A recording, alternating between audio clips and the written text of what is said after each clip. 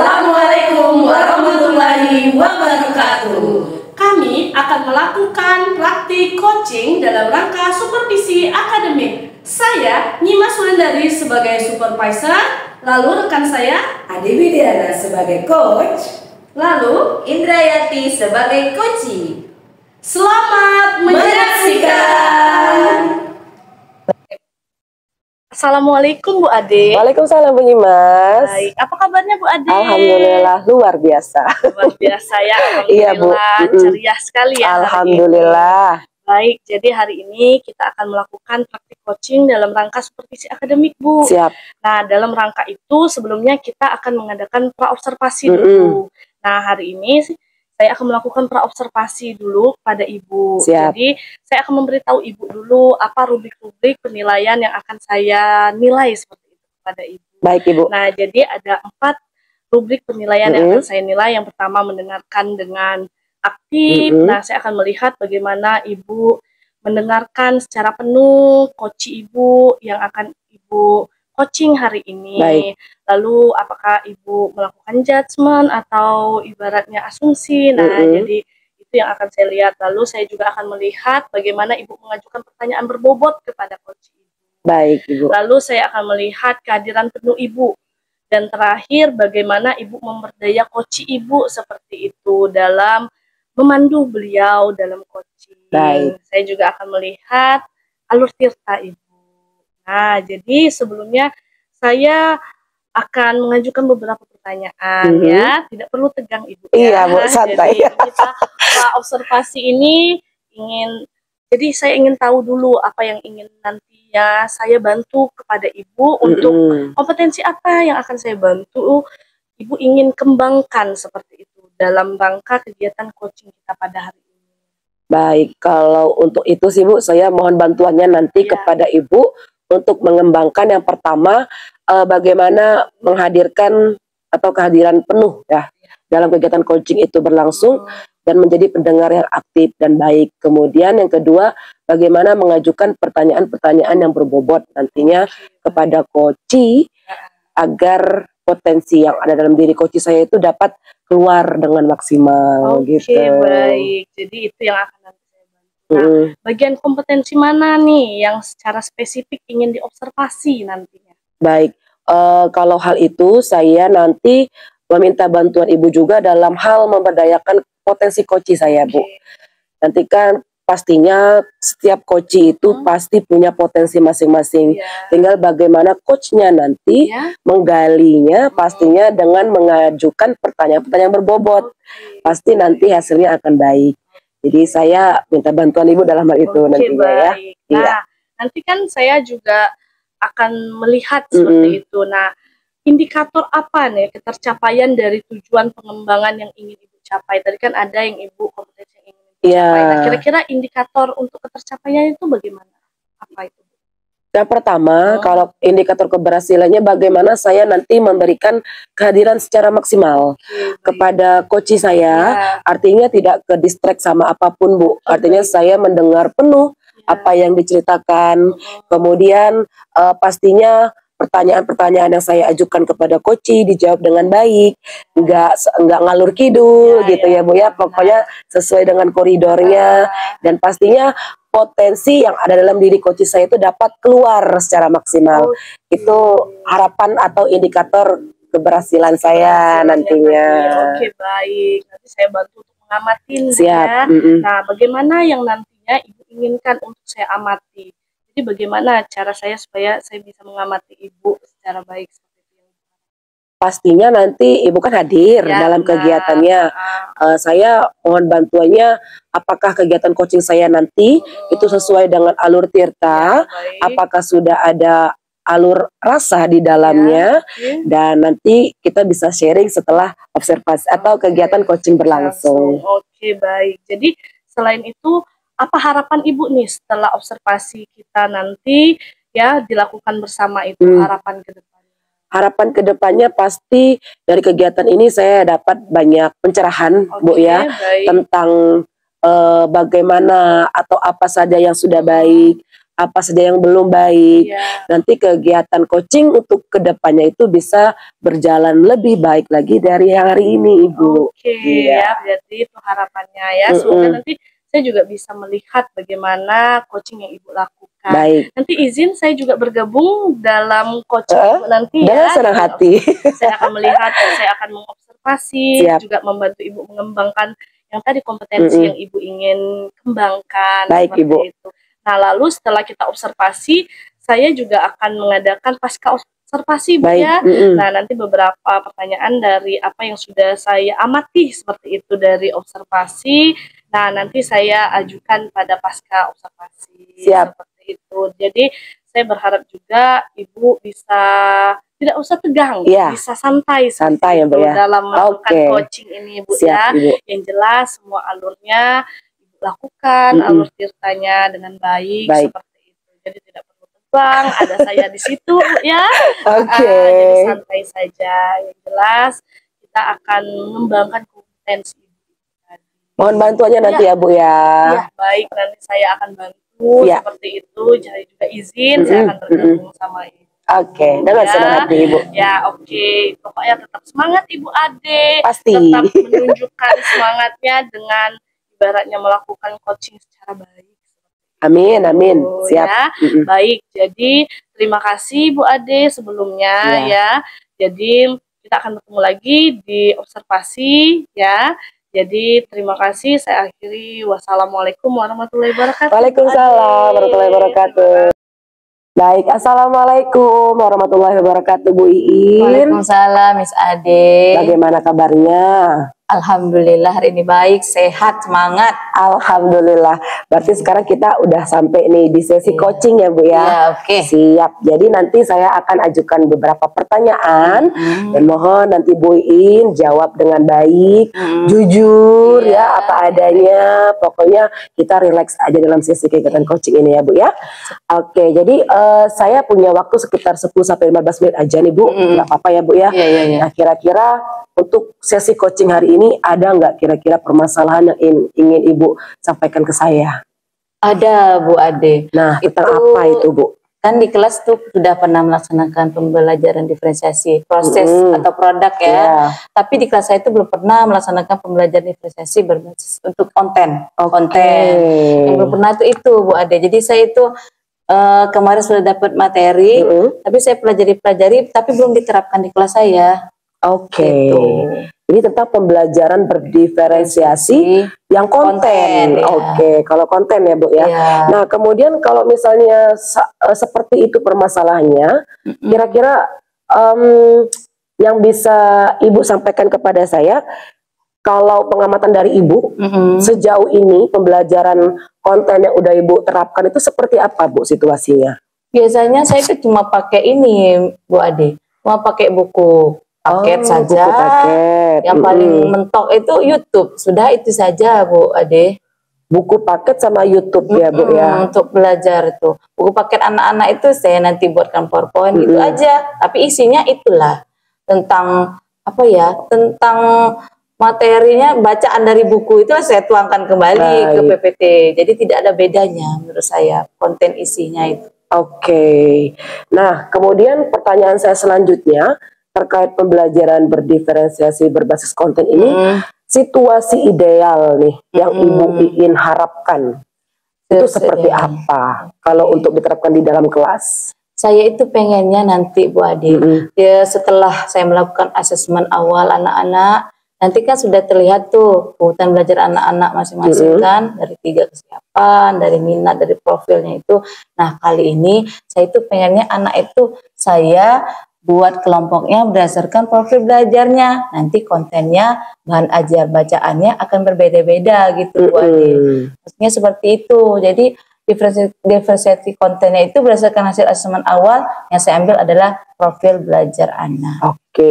Jadi pertama Ibu memetakan terlebih dahulu ya tentang kebutuhan siswanya seperti apa, minatnya, kemudian bakatnya, dan akhirnya nanti berujung ke profil belajarnya seperti itu.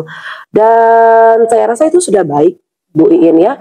Kemudian kalau misalnya nanti penerapannya itu diharapkan lancar ke depannya, untuk tingkat keberhasilan itu berada di skala berapa harapan Ibu?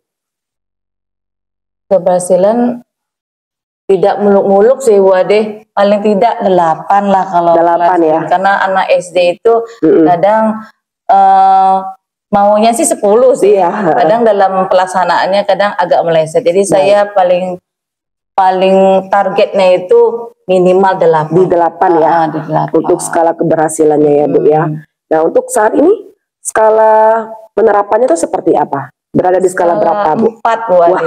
Karena kan tadi kontennya itu masih 2 saja. Saya itu cuma buku paket dari sekolah sama YouTube. Itu aja jarang saya YouTube. Saya gunakan di kelas. Berarti berada di skala 4 ya untuk sekarang ya Bu ya. Nah, selanjutnya kalau misal Ibu menyebutkan bahwa berada di skala 4 berarti sekarang. Kalau hambatan nih yang sering Ibu dapatkan ketika berada di lapangan itu seperti apa Bu? Untuk pembelajaran diferensiasi ya. Yang konten khususnya. Oh, yang konten khususnya yang sekarang belum pernah saya laksanakan itu materi itu saya menonton, dan satu dari diri saya sebenarnya hambatannya itu malas mencari materi yang beragam gitu. Dan saya juga jarang memanfaatkan sarana prasarana yang ada di sekolah.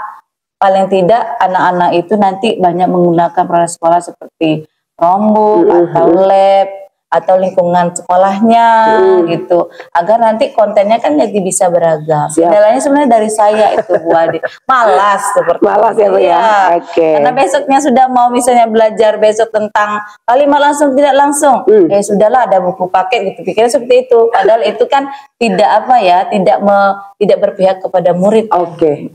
Baik, berarti Ibu menyadari bahwa sebenarnya hambatan itu dari diri Ibu sendiri ya Bu ya. Berarti nanti kedepannya Ibu sendiri yang berusaha bagaimana untuk berusaha lebih baik lah seperti itu ya Bu ya. Baik, selanjutnya Bu, kira-kira ada lagi nggak yang mau diceritain terlepas dari pembelajaran konten tadi, ya misalnya dari sarana prasarananya, kemudian semangat Ibu yang masih low seperti itu, yang hal-hal lainnya yang ingin diceritakan terkait konten ini apa, pembelajaran berdiferensiasi? Saya tuh pengennya seluruh guru juga menggunakan diferensiasi ini, karena sebatas pengetahuan saya sudah bertanya kepada teman-teman di sekolah itu, mereka itu sebatas proses dan produk saja selama ini. Proses dan produk ya. Materinya itu tetap sama, anak-anak itu dari semua kelas sepertinya. Saya juga bertanya dengan kepala sekolah, banyaknya mereka menggunakan proses atau tidak produk saja diferensiasi pembelajarannya. Seperti itu. Berarti Ibu ingin mengimbaskan kepada mengimbaskan setelah saya terapkan di kelas saya sendiri ya Bu Ade. Biar nggak hanya Ibu aja gitu ya, tapi semuanya memberikan pembelajaran yang bermakna kepada muridnya. Baik, kemudian kita ke rencana aksi, kira-kira Ibu gambaran kedepannya rencana aksi seperti apa yang Ibu inginkan nih untuk pembelajaran berdiferensiasi konten agar lebih mantap lagi gitu? Saya sih Bu Ade, karena sarana prasarana di sekolah ada Chromebook kan di sekolah. Nah, dalam sekarang juga gencar-gencarnya mengaktifkan akun belajar anak kan. Nah, di situ saya maunya nanti diferensiasi konten saya menggunakan Chromebook. Nanti pembelajarannya itu kontennya berbeda, saya sajikan di Google Dokumen gitu. Wow, amazing. Atau Google Slide. Nanti anak-anak mengakses per kelompoknya. Jadi ada yang mendapat YouTube, ada yang mendapat artikel, ada yang mendapat poster, ada yang mendapat kegiatannya itu juga akan bermacam-macam nanti di dalamnya. Wah, luar biasa ya Bu ya. Berarti dari penjelasan Ibu yang sudah Ibu berikan kepada saya tadi, untuk rencana aksi kedepannya sepertinya komplit Bu. Sudah ada konten, proses, sama produk. Iya, sebenarnya menyangkut ya. Kalau misal seandainya kontennya sudah memang dilaksanakan bervariasi gitu ya, kayaknya nyangkut ya, include ke dalam ya. Bu Ade ya. Mantap. Oke, kemudian kira-kira siapa yang dapat membantu Ibu untuk merealisasikan rencana aksi tersebut? Ya tentunya satu teman sejawat, satu lingkungan kan Bu Ian sekarang mau jadi kelas 5C, 5A, 5B pasti diikut sertakan. Yang selanjutnya adalah tenaga kependidikan, tenaga usaha, tenaga tata usaha, terutama untuk masang-masang alat dan sebagainya Bu Ade. Kan kalau anak SD kan tidak seperti anak SMA ya, kabel-kabelnya semua itu harus dengan, kalau mau di kelas kabelnya juga Ya, harus siapkan betul. rapi dan sebagainya. Berarti banyak sekali ya yang bisa Ibu masuk ikut sertakan dalam merealisasikan rencana aksi Ibu. Iya. Mantap Bu, keren. Nah kemudian kita udah panjang kali lebar gitu ya Bu tentang rencana aksi segala macam. Kira-kira komitmen Ibu ke depannya terkait sesi coaching kita ini seperti apa? Komitmen ke depan, Ibu itu pengennya diferensiasi konten ini berjalan terus. Bu In tuh dipakai terus yang diferensiasi konten ini di setiap pertemuan Bu In belajar. Jadi paling tidak continue gitu Ya, Bu Adi. Jangan sampai nanti yang Bu In pakai diferensiasi proses atau produk terus, padahal anak-anak itu hasil pemetaannya sudah ada gitu. Nanti misalnya berdasarkan kesiapan belajar atau berdasarkan kebutuhan belajar yang lain. Seperti itu Bu Adi saya pakai. Baik sekali, baik sekali Bu In. Dan kita juga harus ingat bahwa untuk pembelajaran berdiferensiasi itu tidak harus tiga-tiganya dalam sekali waktu kita terapkan. Kita boleh satu-satu gitu ya Bu. Yang penting tujuannya dari pembelajaran itu dapat tersampaikan dengan baik kepada si anak. Baik, kemudian kira-kira Bu In ada waktunya kapan lagi nih untuk minggu depan? Kayak saya pengen tahu nih cerita lebih lanjutnya deh tentang rencana aksinya. Kira-kira kapan Bu? 3 hari lagi bisa. Wow. Bisa deh. Kayaknya sudah semangat saya ini. Wow, dapat solusi dan ide dari Bu Adi 3 hari lagi. Tolong kalau ada kendala misal atau pada pelaksanaan diferensiasi konten yang ada kendala, saya juga mau nanti minta solusi lagi dari Bu Adi gitu, ada coaching ya. Baik sekali, berarti 3 hari ke depan kita ketemu ya. Iya, Oke. Nah satu lagi nih yang terakhir, kira-kira dari obrolan ini dari awal sampai akhir apa yang bisa Ibu dapatkan dari obrolan sesi coaching kita pada hari ini Bu? Kira-kira. Alhamdulillah Bu Adi, terima kasih waktunya, walaupun masuk Bu Inti agak lama sih ngobrolnya tadi tapi alhamdulillah sudah mendapat solusi, pencerahan dan solusinya baik sekali dari Bu Ade itu, sehingga saya nanti pembelajaran diferensiasi di kelas saya itu bisa terwujudkan. Amin. Dan saya itu yang pertama tetap semangat. Itu menghadirkan pembelajaran bermakna. Betul. Itu yang harus ditanamkan terus dalam diri saya, biar nanti saya nggak lihat anak-anak itu aduh loyo nggak semangat. Benar. Pokoknya kuncinya dari diri kita ya Bu ya, harus semangat seperti itu. Baik Bu Iin, kayaknya kita udah di penghujung sesi coaching nih sepertinya ya. Terasa. Berarti nanti kita ketemu lagi 3 hari ke depan. Kita sharing-sharing lagi tentang progres yang udah Ibu rencanakan, Ibu kasih tahu ke saya tadi ya Bu ya. Terima kasih atas ceritanya. Terima kasih sudah memilih saya sebagai teman curhat Ibu ya. Iya, nanti kita harusnya selalu berkontinu untuk kegiatan seperti ini ya Bu ya.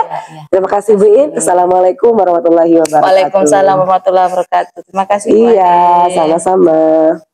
Oke, assalamualaikum Bu Ade. Waalaikumsalam Bu Nimas. Baik ya, jadi kita sudah masuk ke fase pasca observasi ya Ibu Ade ya. Nah, jadi di pasca ini kita akan mengevaluasi dari hasil observasi tadi. Saya melihat saat Ibu praktek coaching ya untuk supervisi akademik ini. Baik. Ya, Bu. Nah, sebelumnya saya mau menanyakan bagaimana perasaan Ibu nih setelah observasi, setelah tadi coaching, observasi pula kan? Aduh, pokoknya alhamdulillah senang campur bahagia tuh Bu ya.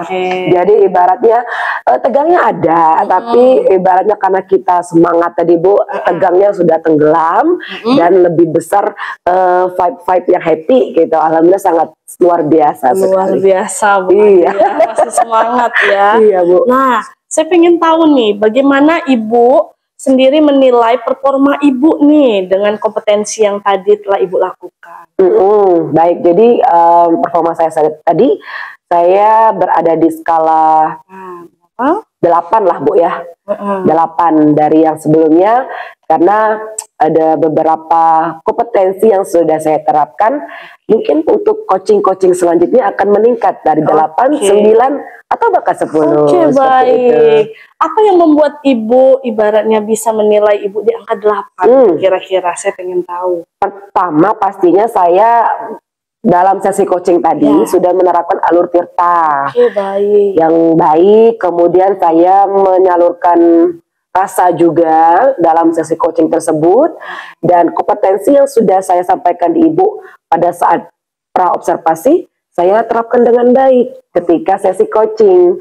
Jadi saya merasa di angka 8 sudah baik saya tempatkan diri saya seperti itu. Oke, luar biasa Bu ya. Nah, jadi boleh ya saya izin menyampaikan dari hasil apa yang saya amati ya, dari Bu Ade tadi menjadi coach dari Ibu Iin ya, jadi coachingnya ya. Betul. Nah, jadi saya mengamati nih beberapa hal yang sudah saya catat.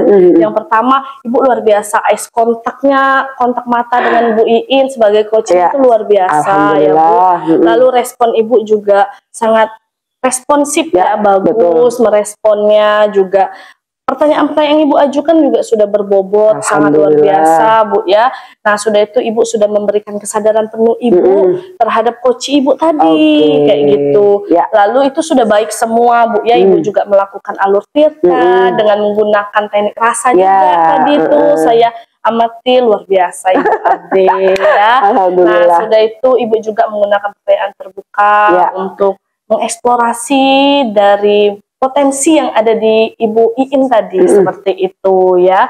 Nah, Ibu juga tadi saya dengar Ibu menyimpulkan dari apa yang sudah disampaikan Bu Iin, menyimpulkan kayak gitu dengan catatan kecil-kecil tadi kan, kayak gitu luar biasa kayak gitu. Nah, sudah tuh Ibu di situ mungkin ada hal yang perlu Ibu akan tingkatkan lagi. Tadi itu sudah baik memang Bu, luar biasa. Mungkin perlu dikembangkan lagi. Mungkin tadi Ibu ada memberikan solusi seperti itu Bu ya. Nah, mungkin nantinya Ibu bisa memberikan lagi pertanyaan-pertanyaan yang terbuka agar Ibu bisa lebih lagi dalam menggali potensi atau ide-ide nih, ide-ide yang luar biasa dari coach Ibu tadi, seperti itu. Mungkin ya itu tadi Pak Bu ya, kita terkadang miss antara maksudnya mentoring atau konseling ya, memberi solusi. Kadang kita coaching ini kita sifatnya memandu ya Bu.